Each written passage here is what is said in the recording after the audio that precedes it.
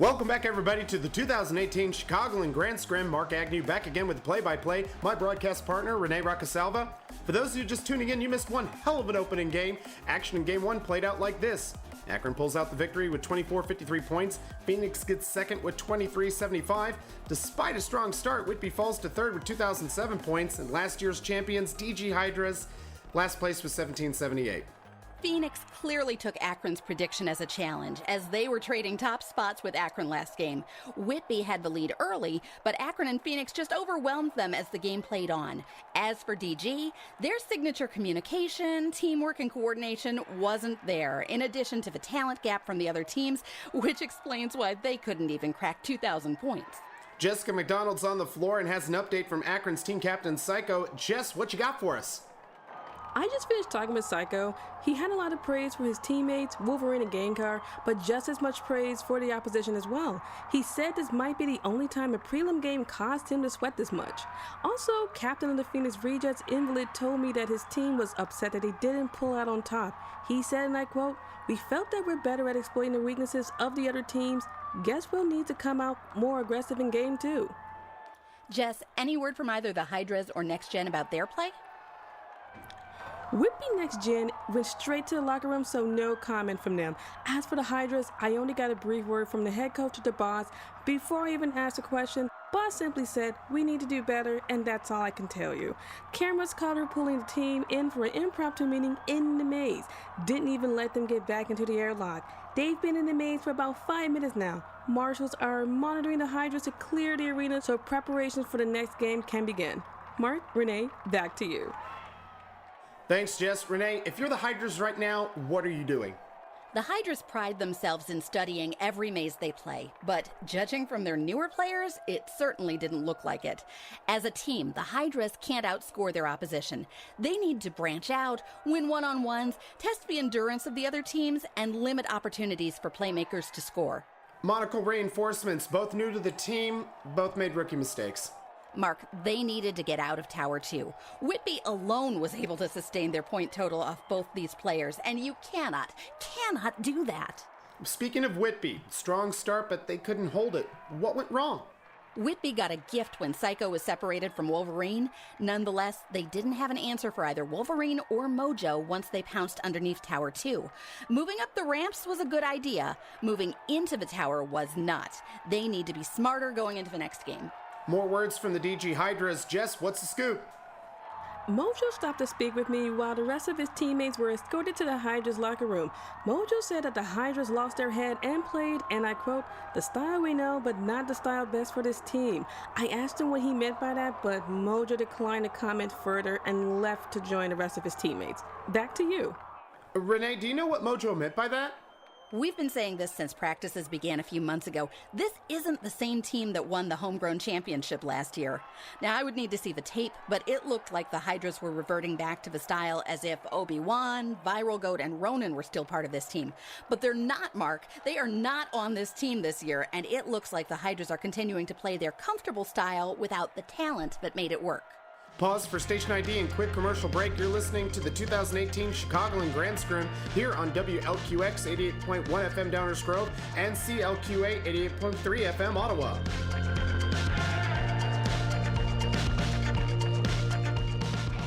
You're listening to WLQX 88.1 FM Downers Grove and CLQA 88.3 FM Ottawa, Laser Quest premier radio station. Tag it up.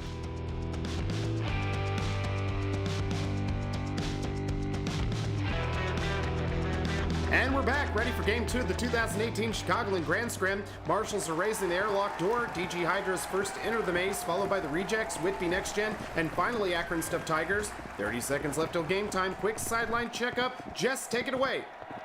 Marshals have removed all barriers from Tower 1, signaling to the players that it's now safe around that area. Thanks, Jess. Whitby and Phoenix each head up the ramps to Towers 1 and 2. DG Hydras positioned underneath Tower 1 with Lightbringer taking a strong position at the base of the ramp leading up. Phoenix not paying attention to him. Akron's positioned underneath Tower 3 away from everybody. This is a more aggressive stance from the Hydras, holding Akron to a standstill on the floor, while Phoenix is paying attention to Whitby and ignoring DG completely. Not the strategy I'd employ here, but I can't discredit the Hydras for trying to keep it close for quicker communication. Bright lights, let's fight, and Gengar bull rushes under Tower 2, gets routed by Mama Hydra. Mojo obstructs Gengar, backing him against the maze wall. Wolverine comes to help, but Monocle gets a great distance tag opposite shoulder. Gengar has no room to maneuver. Psycho picks out a spot, corner to aid, flanks Mama Hydra, man down, 10 points for the Tigers. The action under Tower 2 is intense already. It looks like Akron's trying to push Mojo and Mama Hydra out in the open towards the center of the maze. So far, Hydras are holding their ground, but can they keep this up against Akron's strong side? Phoenix rejects Hypnotoad. Whitby Nex-Gen's Captain Power trading tags at the ramps at Tower 2. Height advantage to Toad, but Power dashes past Toad while his pack's down, turns the corner, Toad's up again, Power fires, and Toad goes down. Power now has the height advantage. He calls for Gur, and Gur moves to the base of the ramp, shooting upwards, sandwiching Hypnotoad between them. Wonderful use of tactics by Whitby. These ramp walls are very tall. Captain Power isn't moving into Tower 2 because he knows that anybody can pick him off once he's completely up there. Too much exposure, stay where it's safe, especially since you're already robbing Phoenix of a great position. Toad scurries past Gur in the base of the ramp and retreats underneath Tower 1, begins dueling with the Hydras entrenched in. Meanwhile, Human Wizard 10 letters, they move right to left on the floor towards Tower 1, but Invalid Vanquisher blasts them from behind the ramp walls and down they go.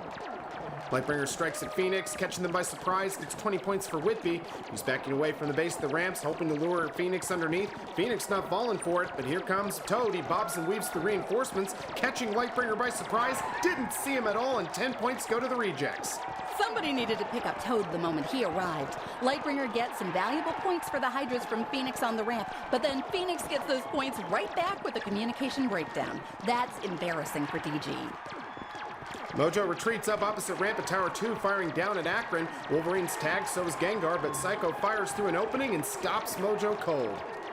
Mama Hydra eyes Psycho, steps into the open. Psycho gets another 10 points off him, despite a good lead from the Hydra's team captain. Captain Power enters Tower 2, rushes to the opposite ramp. He flanks Psycho from up top and gets his shoulders.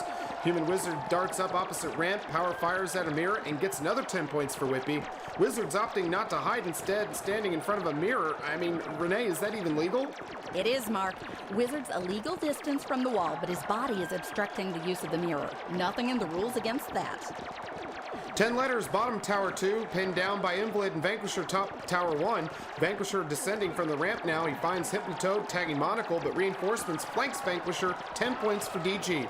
But Toad twists his wrist, fires at an open front, and gets it back for the rejects.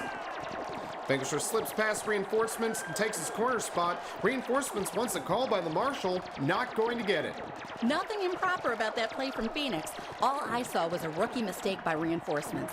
He engages Vanquisher, coming to the aid of Monocle, but neglects to get back into that corner. Vanquisher made a legal move to take a position abandoned by the Hydras. Monocle calls for help. Mojo hears it from under Tower 2. Gur flanks Mojo, but misses completely. Mojo extends his arm, aims at the shoulder, and Gur's down. Gengar Grapevines behind Mojo, follows him underneath Towers 1. Vanquisher fires from the corner spot into the open, scaring Gengar back into cover. Toad calls for more help. Down comes Invalid from the ramp. Phoenix has a firing line with great cover. Hydras are sandwiched between, and they all go down.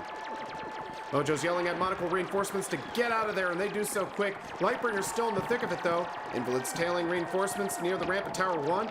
Reinforcements turns a quick corner, entering up into it. Invalid follows him. Mama Hydra surprises Invalid and gets his shoulders, despite having the high ground. All of them are scurrying into Tower 1. Mama Hydra calls pass, but Invalid's moving in the same direction. Both are wrestling to be first in. Mama Hydra's yelling at reinforcements to get out opposite way. Invalid wants a call on Mama Hydra, but there's no Marshal there. While Mama Hydra did yell pass, Invalid did nothing to obstruct him. Phoenix deserved the call. Reinforcements exits opposite way, runs into Gur, and they trade tags. Mama Hydra, Invalid, in Tower 1 now. Same story there, both packs down. We got a live scoreboard update from Jessica MacDonald. Jess, what's happening? 6 minutes left of the game, and Phoenix is in the lead with 1422 points. But there's not much separating them from Whitby at 1,300 points. Both Akron and DG haven't cracked the millennium mark yet. Back to you. Thanks, Jess. Actions to the north floor now near Towers 2 and 3. Psycho's there, extends his frame, shoots up, and tags Captain Power from behind. Power retreats back into better cover. Human Wizard pursues while Psycho fires at Wizard's back. I mean, thank goodness this isn't a friendly fire tournament, but Renee, what is Psycho doing? It's a veteran move from a veteran player, Mark. Psycho's doing two things. He's canceling out Wizard's pack, preventing Captain Power from getting a tag on him. If two players try to tag a pack at any one time, shots cancel out. Plus, Power can't see Psycho from his current vantage point, but he can see the beam. One can be tricked into thinking that somebody else is tagging a player next to you, only to have it be their own teammate. Tower 1, Mama Hydra counters Invalid's lean with a pot shot to the front, and down he goes. But what's Hydra doing? Getting very close to Invalid now. Not a smart move. He's taller than Mama Hydra.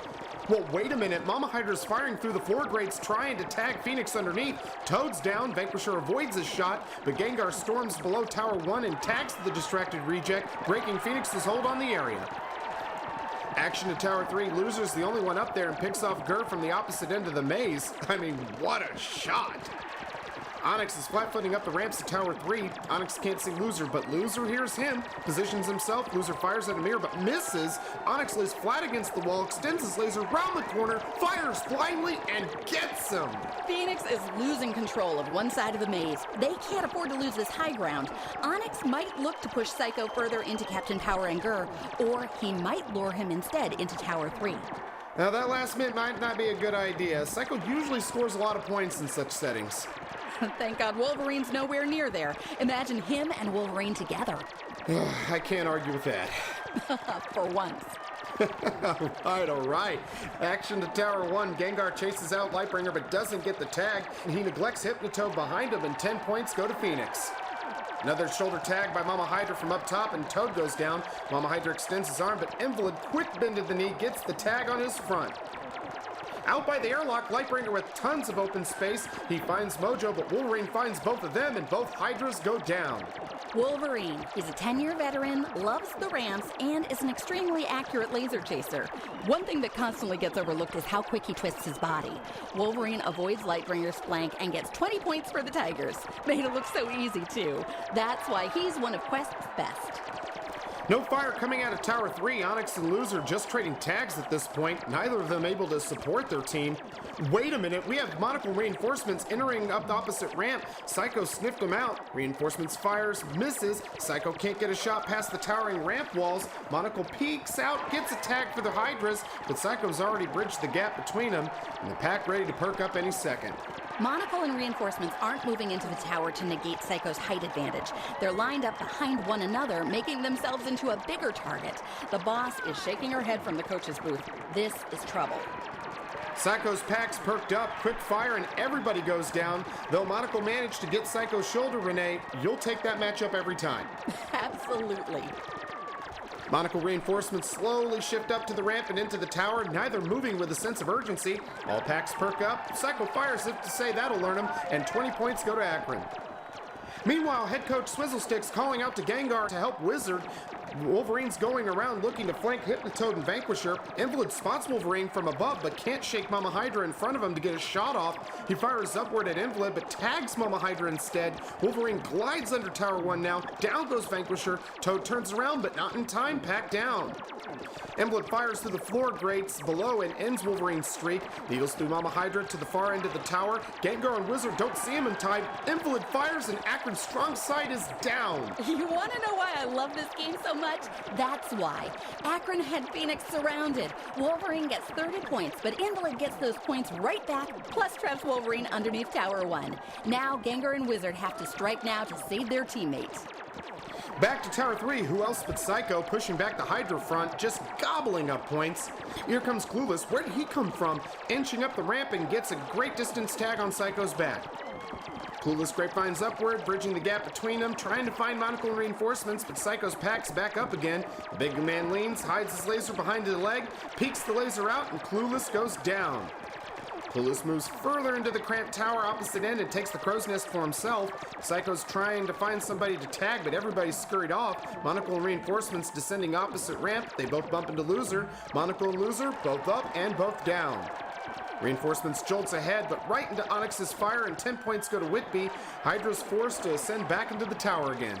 Clueless gave Psycho plenty to think about last game with some great distance tags. Now he's throwing off Psycho's game again. Akron had DG pinned down in Tower 3. Clueless saw an opportunity to deny Akron and take some points for himself. Loser and Onyx abandoned helping their teammates from the ramp to fight up the threat within, both calling for help. Plankton, Whitby, and Cosmic from Phoenix, but they both answer the call. They spot each other at the base of the ramp. Plankton arches his back, extends his laser, gets the tag on Cosmic, Plankton's fist hit the wall behind him. Laser's on the ground and he is screaming in pain. Game's all but stopped around the area. Cosmic's calling for marshals to hurry. Renee, this doesn't look good. 2 marshals are already heading towards Plankton and instructing other players to refrain from tagging him. Away from that area, we'll get some more information on that as it comes. Psycho finds Clueless in the crow's nest. Hydras are sandwiched between their crossfire, and Clueless is the only pack up. Everybody else is down. Psycho's yelling at Clueless. Noise has caught the attention of a nearby marshal. He's throwing a fit about something, Renee. Can you make anything out? Psycho and Clueless are having some choice words. Psycho has no room to complain about Clueless's elbows, especially with the trick he pulled hiding the laser behind his knee. Right you are, Renee. Both players have been asked to holster their laser. Monocle and reinforcements egress back to the ramp farthest away from the airlock, and both escape.